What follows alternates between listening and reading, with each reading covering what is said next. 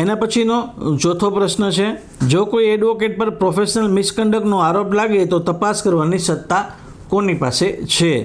એમાં option A છે માત્ર સુપ્રીમ કોર્ટ, ઓપ્શન બી છે ડિસ્ટ્રિક્ટ કોર્ટ, ઓપ્શન સી છે સંબંધિત state bar council disciplinary committee, option D છે પોલીસ.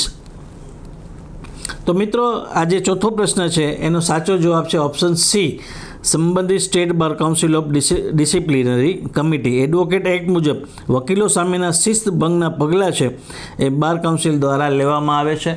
એટલે જે સ્ટેટ બાર કાઉન્સિલ છે એ કોઈ એડવોકેટ વિરુદ્ધ એડવોકેટ એક્ટની કલમ 35 મુજબ જો પ્રોફેશનલ મિસકન્ડક્ટની ફરિયાદ કોઈ દ્વારા કરવામાં આવે છે તો એનું કોગ્નિઝન્સ લેવાની જે સત્તા છે કે એની તપાસ કરવાની જે સત્તા છે એ જે તે સ્ટેટ બાર કાઉન્સિલને ડિસિપ્લિનરી કમિટીને સોંપવામાં આવી છે મિત્રો.